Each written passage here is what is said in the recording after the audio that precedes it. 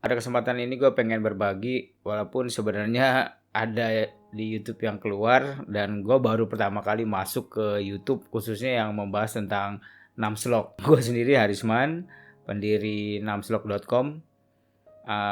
Numslog sudah berdiri 4 tahun yang lalu. Memang cita-cita gue itu waktu mendirikan ini biar orang atau pengusaha pemula yang ingin membuka usahanya dan kebingungan mencari nama, mudah-mudahan Numslog bisa membantunya. Itu motivasi gue kenapa mendirikan numslog.com yang fokus di penamaan dan pembuatan slogan.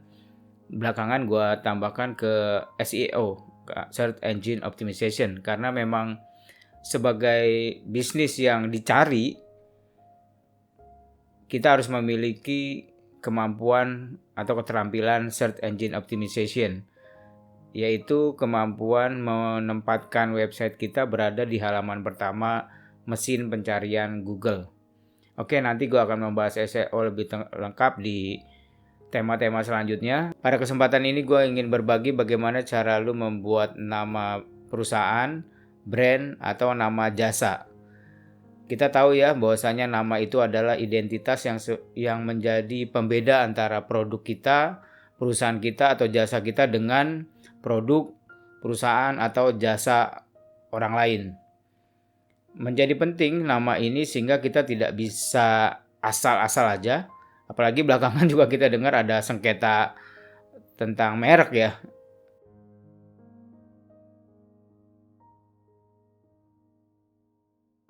Sebelum membuat nama perusahaan atau nama produk, nama jasa, ada beberapa tahapan yang bisa lo ikuti dan ini akan memudahkan lo dalam membuat nama tersebut. Yang pertama, tentukan target market lo. Setiap target market memiliki kekhususan ya. Perhatikan usianya, perilakunya, tingkat ekonomi sosialnya, karena ini nanti juga berpengaruh pada pemilihan bahasa apa yang harus kita gunakan. Jika target market kita menengah ke atas misalnya, yang tentunya mereka dekat dengan bahasa asing, ya kita bisa saja menggunakan nama asing.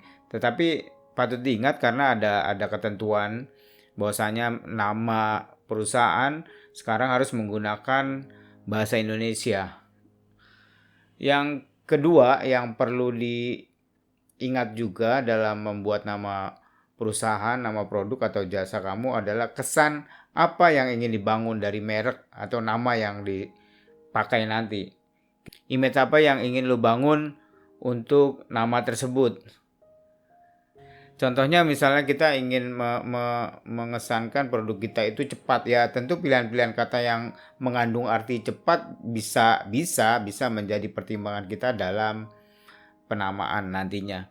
Yang ketiga, brainstorming. Nah, ini penting. Saat brainstorming kita curahkan aja semua pendapat. Bagusnya sih memang ada tim ya, tim penamaan di usaha lu itu, dan tim ini bebas saja curahkan semuanya. Jangan canggung-canggung. Nah, nanti setelah di brainstorming semua ide gagasan yang keluar itu kita masuk ke dalam tahapan selanjutnya, itu pengelompokan. Ini pengelompokan ini tolong jangan tabu juga untuk menghapus kata-kata yang dianggap tidak relevan dengan bisnis yang sedang atau akan kita jalankan. Yang langkah selanjutnya adalah lafalkan, sebutkan, ucapkan. Jangan sampai nama yang kita buat nantinya kesulitan dalam penyebutannya, dalam pengucapannya. Usahakan kata yang terucap sama dengan tulisannya.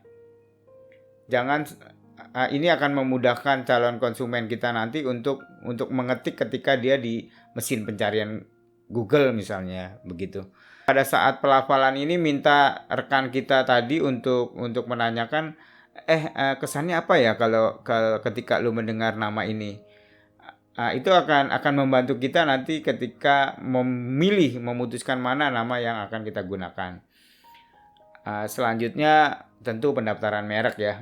Setelah kita menciptakan nama kita begitu berupaya begitu kita mendapatkan nama nama usaha kita sebaiknya kita patenkan, kita daftarkan hak ciptanya. Oke.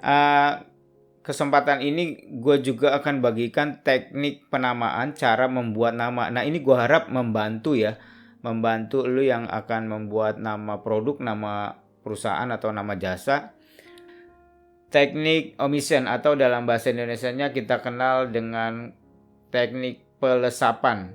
Teknik ini digunakan dengan cara menghilangkan atau melesapkan satu atau dua huruf. Contoh nama yang menggunakan teknik omission diantaranya Brio. Menurut gue Brio itu diambil dari kata embrio, M-nya dibuang. Agree, agree tahu ya. Agree itu A-nya dibuang dari kata agree, dia hanya menggunakan agree. Flicker, E-nya dibuang. Dulu ada Asia, menurut gue itu diambil dari kata Indonesia. Teknik penamaan kedua adalah teknik penamaan compound. Ini banyak digunakan oleh perusahaan-perusahaan termasuk Facebook dan Instagram menggunakan teknik ini. Teknik ini adalah dengan cara menggabungkan satu atau dua kata. Facebook digabungkan. Instagram, instanya diambil, dilesapkan N dan T-nya jadi Instagram. Namslok, bahkan Namslok sendiri memang dilesapkan dari kata name dan slogan. Baru tahu kan ya? Ya, karena memang fokus Namslok adalah nama dan slogan. Teknik penamaan yang ketiga adalah teknik penamaan evokatif. Nah, teknik ini adalah teknik yang digunakan langsung menancapkan ke benak target. Nah, ini kayak seolah-olah gitu. Maksudnya evokatif ini berasal dari bahasa Latin evocare yang berarti call out atau summon, memanggil. Salah satu ciri teknik ini adalah memanggil rasa ingin tahu kita. Contoh nih ya, evokatif Apple. So what gitu, kok bisa-bisanya dia memberikan nama Apple? Itu evokatif. Atau Virgin, perusahaan penerbangan namanya Virgin gitu. Itu evokatif. Dan selanjutnya teknik penamaan invented ini menurut gue teknik yang lumayan menantang ya. Karena ini teknik dia menemukan kata gitu. Teknik invented, teknik ini menggunakan gabungan kata atau bunyi yang menghasilkan kata baru. Ini menarik, memiliki tantangan tersendiri seperti bunyi Google dan itu membentuk nama yang baru gitu. Bagi gue teknik invented ini sangat menantang ya karena memerlukan riset yang dalam menentukan nama dengan teknik penamaan invented ini. Meski di beberapa literatur pun Google disebutkan berasal dari arti yang memiliki pengelolaan banyak data. Selanjutnya adalah teknik penamaan alteration atau rhyming. Nah, ini teknik ini sebenarnya membuat menimbulkan kesan segar gitu. Kalau di Indonesia tuh contoh yang sempat menarik perhatian kita tuh namanya Lutuye gitu. Keren sih menurut gua. Dan Fido Dido, Kaskus, KitKat, dan belakangan ini ada lagi yang baru tuh yang rame TikTok. Itu teknik penamaan rhyming gitu. Selanjutnya adalah teknik penamaan prestis. Nah, teknik penamaan prestis ini menggunakan nama memang, tapi khususnya nama dari orang yang sudah terkenal atau penemu gitu, sehingga menimbulkan prestis. Bukan dari nama anak kita, nama istri kita, nama suami kita, boleh-boleh saja sih memang, tapi jauh lebih baik ketika menggunakan teknik penamaan ini adalah menggunakan nama orang yang sudah memiliki prestis tertentu. Secara umum teknik ini menggunakan popularitas tokoh. Selanjutnya teknik penamaan lokasi. Nah, ini mudah ya. Ini banyak. Ya langsung aja lah contohnya ya, nasi uduk kebun kacang gitu kan. Itu kita menggunakan tempat sebagai identitas nama usaha kita. Teras kota, balai kota, bakso lapangan tembak Senayan gitu. Memang ada plus minusnya ya ketika kita menggunakan teknik penamaan lokasi, karena ketika di lokasi tersebut terjadi hal-hal yang bagaimana gitu bisa terkait-kait gitu. Tapi banyak juga usaha yang maju dengan penggunaan nama lokasi, karena seakan-akan merasa dekat dengan orang yang pernah melewati lokasi tersebut, atau bahkan lahir atau melewati, atau bahkan pernah punya pengalaman tertentu di daerah tersebut gitu. Tadi contohnya udah gue sampaikan ya. Nah, teknik penamaan selanjutnya adalah teknik penamaan numbering. Nah, teknik penamaan yang menggunakan angka. Contohnya banyak ya. Yang pernah terkenal banget gitu ya dulu zaman-zaman gue SMP. Wah, udah tua juga gue berarti. Baju C59 tuh, Kaladi 59 itu menggunakan angka. 3 second juga menggunakan angka, rumah123.com juga menggunakan angka. Jadi lu bisa juga menggunakan teknik ini. Yang kesembilan adalah teknik penamaan nebeng. Jadi teknik penamaan ini menumpang kepada nama yang sudah established atau yang sudah terkenal. Contohnya banyak lah ya. Beberapa juga numpang melalui logonya. Itu adalah teknik penamaan nebeng. Demikian 9 teknik penamaan yang bisa lu gunakan ketika ingin menamakan sebuah perusahaan, produk, atau jasa lu. Gua harap 9 teknik ini bisa membantu lu dan lu bisa memilih teknik mana yang cocok untuk jenis usaha lu. Yang pasti yang perlu diingat tadi ya, pada tahap-tahapannya lu tentukan dulu target marketnya apa. Nanti itu akan mempengaruhi dengan teknik apa yang cocok dalam membuat namanya. Dan kesan apa yang ingin dibangun dari brand atau dari nama yang akan lu buat itu juga harus dirumuskan oleh tim. Sebaiknya ada tim yang bertugas khusus untuk mencari nama di usaha lu tersebut. Sekian dulu ya, ada 9 teknik penamaan tadi. Tips-tipsnya gua rasa sama aja ya. Usahakan menggunakan kata atau memilih nama yang mudah diingat, karena sekarang begitu banyak ya merek-merek, apalagi coba ke marketplace sekali. Contoh lah, misal kita ketik jual kopi, wah itu banyaknya minta ampun yang jualan kopi dengan berbagai nama.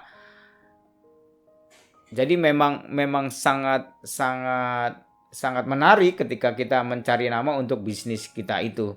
Selanjutnya, nama merek kita mudah dilafalkan, mudah diucapkan, bisa dijadikan merek. Jadi kita jangan sembarang menggunakan nama, kita harus cek. Kalau bisa mendapatkan domain.com-nya itu lebih baik. Tetapi kalaupun tidak dapat domain.com-nya karena sudah banyaknya orang memiliki akses ke internet dan mempunyai website, kita bisa dengan menggunakan ekstensi lain. Ya misalnya kita gunakan .co.id, .id, .co, .me, dan yang lainnya lah. Nggak selalu .com gitu. Tapi memang sebisa mungkin kalau gue menyarankan menggunakan .com. Gitu. Itu tantangan juga ketika lu mencari nama yang juga masih tersedia .com-nya. Itu lebih keren menurut gue. Dan diusahakan tidak lebih dari 2 suku kata nama yang akan kita jadikan merek tersebut. Dan yang terakhir, tips dari gue, pertimbangkan budaya dalam membuat nama ya. Gue pernah baca ada satu merek minuman air mineral namanya Boker ya, mungkin ada beberapa yang tahu gitu. Bayangkan kalau itu minuman mineral dibawa ke Indonesia, gimana itu secara budaya gitu ya. Jadi memang kita juga harus memikirkan itu ketika kita ingin membuat nama produk, merek atau brand, usaha atau jasa kita. Sekian dulu dari gue, semoga apa yang gue sampaikan hari ini membantu, dan jika ada yang mau ditanyakan silakan di kolom komentar. Ucapkan terima kasih sudah menonton video ini, semoga bermanfaat, dan berikan masukan ke gue jika ada hal-hal yang perlu gue perbaiki. Terima kasih, dan ingat, semakin banyak lu melayani, semakin banyak lu menerima. Jadi nggak usah takut untuk melayani, memberikan kemudahan ke banyak orang atau ke siapapun, karena itu akan berbalik ke lu juga. Terima kasih. Jangan lupa di subscribe juga.